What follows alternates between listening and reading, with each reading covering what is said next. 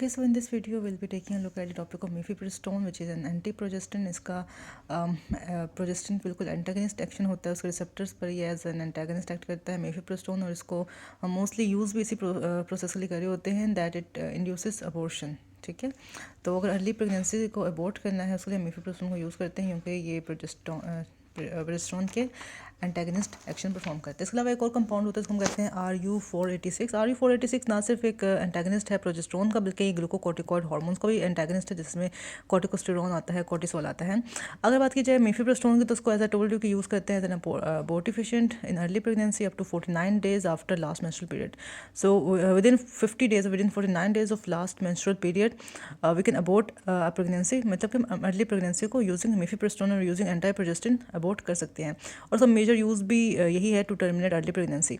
और मिफेप्रिस्टोन या anti progestin के एडवर्स इफेक्ट्स आ सकते हैं, तो नोज़िया, वोमिटिंग, डायरिया एसोसिएटेड है इसके साथ. इसके अलावा क्रैम्पिंग एंड ब्लीडिंग होती है, that is associated with passing the pregnancy. ठीक है, जैसे वो क्योंकि हम इसको एज अ अबॉर्टिफिशिएंट यूज़ कर रहे हैं, तो जैसे अबॉर्शन हो रही होगी, जब प्रेगनेंसी पास हो रही होगी, तो उसके साथ ब्लीडिंग होगी और क्रैम्पिंग होगी. इसका एडवर्स इफेक्ट है, but it is effective in terminating early pregnancy. और इसको हम यूज़ कर सकते हैं अलोन भी और in combination with prostaglandin E1, जिसका एक सिंथेटिक कंपाउंड होता है मिसोप्रोस्टोल. तो मिसोप्रोस्टोल और मिफेप्रिस्टोन को हम इकट्ठे यूज़ करते हैं. इनफैक्ट ये इमरजेंसी कॉन्ट्रासेप्टिव पिल का भी पार्ट है. इसके अलावा ये एज अ अबॉर्टिफिशिएंट भी यूज़ होता है.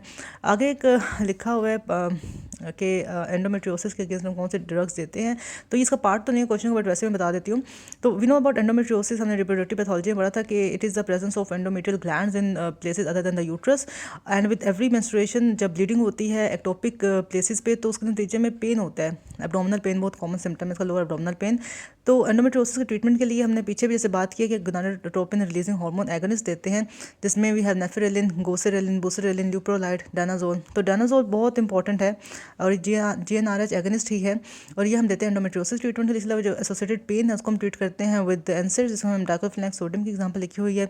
इसके अलावा हम एंडोमेट्रियोसिस के लिए प्रोजेस्टिन्स भी देते हैं, क्योंकि प्रोजेस्टिन्स का भी एनोवुलेटरी रोल है, इनका भी अगेंस्ट मेंस्ट्रुएशन रोल है. तो हम मेट्रोक्सीप्रोजेस्टेरोन भी दे सकते हैं एंडोमेट्रियोसिस के ट्रीटमेंट के लिए. इसके अलावा और कॉन्ट्रासेप्टिव पिल्स भी देते हैं.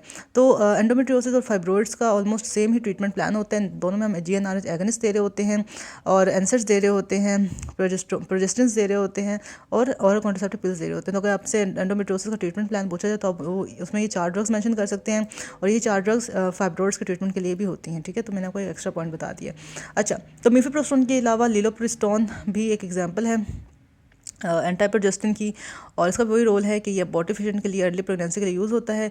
और रोज़ा vomiting, diarrhoea, cramping, bleeding with associated with pregnancy, इसके एडवर्स इफेक्ट्स हैं. और हम यूज़ कर सकते हैं alone and combination with prostaglandin E1 synthetic form, that is misoprostol. तो मिसोप्रोस्टोल और मिफेप्रिस्टोन आपको पता होना चाहिए इसका. तो या that is all about the important point about mifepristone और एंटी प्रोजेस्टिन्स.